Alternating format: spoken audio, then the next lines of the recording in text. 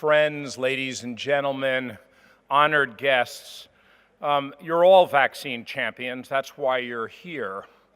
And it's critical to have champions. In a world of anti-vaccine movements, in a world of hesitancy, we need to constantly remind people why this is important and how we can continue to move forward.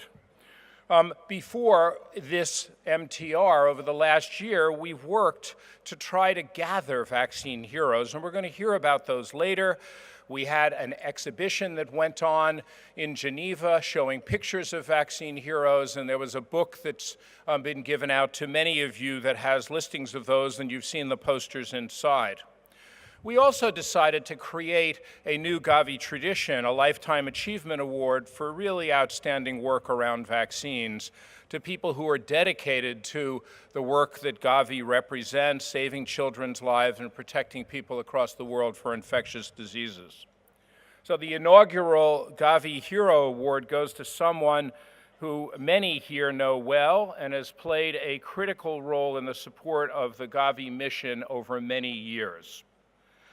Dr. Cyrus Poonawalla had a vision to make vaccines available to all of India's children and founded the Serum Institute of India. It is the world's largest supplier of vaccine doses. It accounts for 40% of the vaccine doses funded by Gavi. For this strategic period we're talking about at this midterm review, over 500 million doses of vaccine are being provided by the Serum Institute of India. They currently provide vaccines against 9 diseases for us: measles, rubella, meningitis A, and by the way, on that, they were part of an innovative partnership to bring that vaccine, which was necessary for the meningitis belt of Africa, at a cost of 50 cents a dose, a really remarkable achievement. They also produce and recently had pre-qualified a rotavirus vaccine, the common DPT, which is important, Haemophilus influenza type B, and hepatitis B. Now, SII is an example of how the relationship with Gavi manufacturers has really driven success. And of course, SII has been a long-standing contributor, but I want to acknowledge that this is true for all of our manufacturers who step up and try to provide doses when they have problems in manufacturing, work hard to try to make sure that no children are left without vaccine. And as a result, I think we have a really great relationship with our manufacturers where they sit at the table with us and are part of the discussions in moving forward these critical issues. So what makes Cyrus Poonawalla special? Well, he managed to combine scale with accessibility, and that allowed him to really break the price barrier. He built this sensibility into the cultural fabric of the Serum Institute of India, the whole organization. I've visited many times, and it exists there. It's something that they're proud of. And in a sense, he was really ahead of his time. India today has a very strong social responsibility program for its industry, but this is something that the company has been doing for many, many years. So let me invite Dr. Poonawalla to come up. I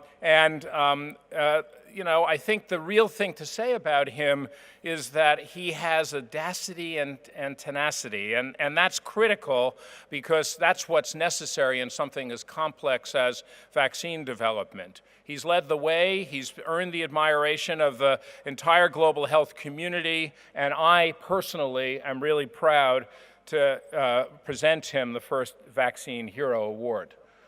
Where are you, Cyrus? There he is, okay. I will say when he's making his way up that I actually have given him an award in the past. Last time I gave him an award, it was the Sabin Gold Medal Award in New York, and I was on crutches at that point, and he was very kind to allow me to move around carefully in taking the pictures for his award.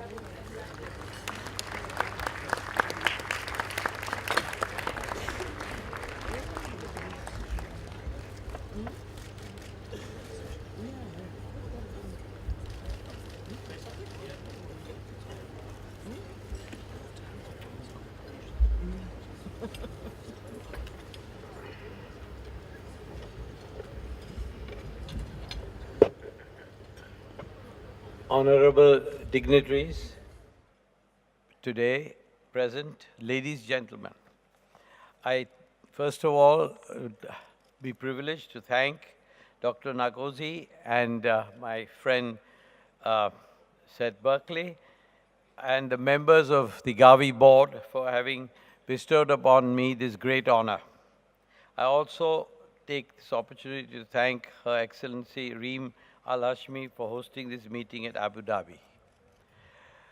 I'm not a great orator, but I've been requested to talk a little about my 50 years experience in the world of vaccines and sera production. And so I take the liberty to first of all start that this award is made me truly humble for all the work that has led in the last 5 decades. In 1966, when I first founded Serum Institute of India, there was a huge shortage of basic vaccines such as tetanus serum, anti-snake venom serum, where thousands of people were dying without these life-saving drugs. That's how the name Serum Institute of India came. Now we're hardly making any serums. Naturally, we're changed to the next generation that's prevention's better than cure, so it comes down to vaccines. For those who don't know, the struggle at Serum Institute was something inconceivable in modern times. 50 years ago, when I started with a capital of $25,000 in one corner of my father's famed racehorse stud farm, we didn't even have an access road to the place. I had to beg Government of India officials to give power and other infrastructure facilities, such as a proper road to reach to this little plot of land where we first started the vaccine production at humble beginnings. Red tape and bureaucracy was the name of the day. Thank God it's changed to some extent now, but it does exist. And in spite of all these difficulties, we were able to struggle out with the help of my dedicated scientists who have grown with me over the last so many decades. Now, coming down to the actual situation today, Serum Institute is proud to announce that we have emerged from a small-scale industry to the world's largest vaccine manufacturer above Glaxo and other multinationals in the number of doses that we have delivered for saving children's lives, 1.5 billion doses,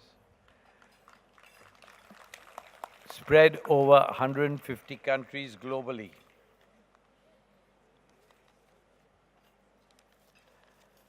Just written it all down so I don't forget. The significant factor which many people globally don't know, I know my friend Seth knows it, that 2 out of 3 children born in the world have been given at least one, if not more, vaccine made by a small company in Pune, India. And this, of course, encompasses the various vaccines that have already been enumerated, so I'll not dwell upon the different vaccines. Of course, the most significant contribution is that this has resulted in the saving of more than 25 million children, which would have definitely perished if this low-cost vaccine at the price of a cup of tea was not made available to UNICEF, Gavi, and the other countries of the world. So I thank Dr. Seth for announcing a very reasonable price of 50 cents a dose for meningitis. But measles vaccine, we started to give at a price of 10 to 12 cents a dose. Even today, it's at around 25 cents a dose, and there is no other manufacturer who can deliver this. The point I'm trying to make is the humanitarian cause that my company, my colleagues, my family, and myself have followed is that we have not taken advantage, and we do not intend to take advantage of the monopolistic situation that exists today in vaccines such as measles and many others. This is just one example. And I'm told by statisticians that 25 to 30 million children worldwide have lived and now survive because of Gavi and UNICEF and other organizations' attempt to eradicate measles. I think I'll end my discussion now by saying that the challenge in front of Serum Institute is to continue the humanitarian gesture in making available to Gavi, for which I thank Gavi very much, because without Gavi, Serum would not have been able to fund the procurement of vaccines, and thus millions of children's lives would have been lost. That I assure you that the newer vaccines that are in the pipeline, which are much needed desperately by most of the underprivileged children of the world and also infants of the world, such as for pneumonia, rotavirus, meningitis, HPV, and dengue. We will strive to continue to give them in abundance so further lives will continue to be saved. Thank you for your indulgence. Thank you again for your amazing leadership. We all salute you.